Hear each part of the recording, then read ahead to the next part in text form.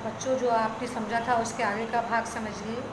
लेखक विलुप्त प्राय अशोक की स्थिति को लेकर खेद सूचक शब्दों में कहते हैं कि आज हम जिस संस्कृति को बहुमूल्य मान रहे हैं, उसे सहेज रहे हैं, क्या वो हमेशा ऐसे ही बरकरार रहेगी?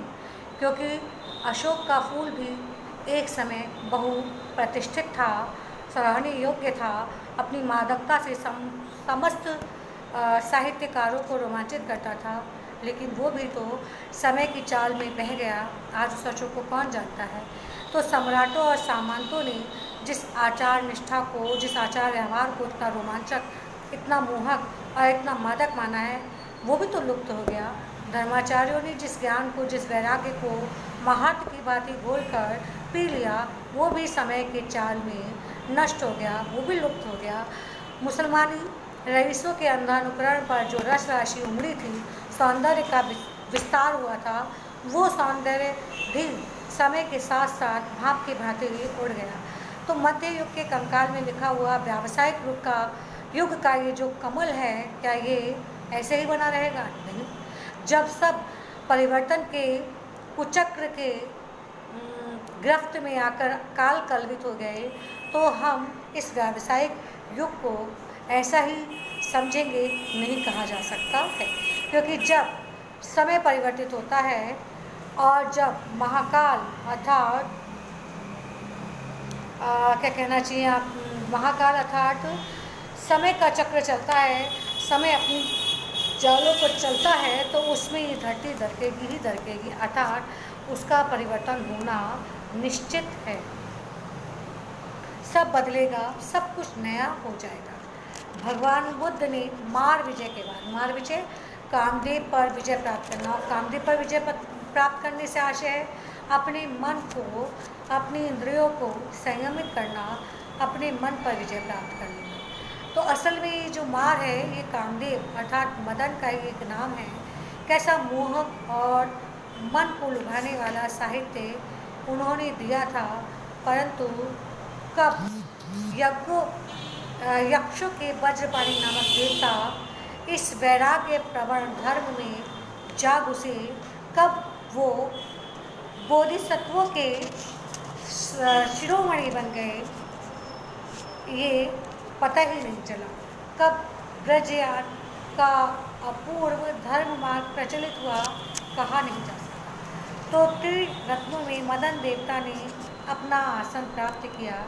ये समय की अजीब आंधी थी। इस आंधी में जो जो आया वो सब बह गया। शैव बह गए, बौद्ध बह गए, शाक्त बह गए, सब कुछ नष्ट हो गया। काव्य और शिल्प के मोहक स्वरूप में अशोक ने जो सहायता प्रदान की थी, वो सब भी नष्ट हो गया। तो क्या ये जीवनी शक्ति का दुर्दम अभियान था? कहने का तात्पर्य यह है कि मनुष्य की जीवित रहने की ये जो पिपासा थी, क्या इतनी तीव्र थी जिसके आगे उसने सब कुछ नष्ट कर दिया। लेखक कहते हैं कि कौन बताएगा कि इतने विध्वंस, इतने विनाश के बाद जिस अपूर्व सृष्टि को हम अपने सम्मुख देख रहे हैं, वो ऐसे ही रहने वाली है। अशोक स्तबक का हर फूल, अशोक के गुच्छे का हर फूल, हर दल विचित्र परिस्थितियों में भी परंपरा के स्वरूप को ढोए जा रहा है। कैसा झबरा सा फूलों का गुच्छा है, लेकिन उसे अपने विलुप्त प्राय होने से कोई खेद नहीं है।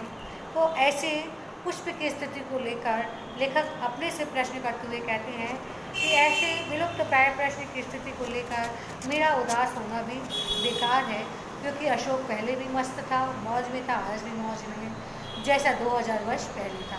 कहीं पर भी उसके लिए कुछ नहीं बिगड़ा है। बदली है तो मनुष्य की सोच, अगर वो भी ना बदलती तो शायद मनुष्य आगे नहीं बढ़ता। क्योंकि यदि वह ना, ये मनुष्य की प्रवृत्ति में, सोच में परिवर्तन ना होता तो व्यावसायिक संघर्ष का आरंभ हो जाता, मशीन का रथ अपनी तीव्र चाल के साथ चल पड़ता, विज्ञान तीव्र वेग के साथ दौड़ने लगता, और यदि ऐसा होता तो आप ही सोचिए कितना बुरा हम सब पिस जाते। अच्छा हुआ संसार जो है बदल गया, लेकिन पूरी तरीके से कहाँ बदला। कोशिश तो कर रहा है, बदलना आरंभ तो कर दिया है, आज नहीं तो कल बदल ही जाएगा।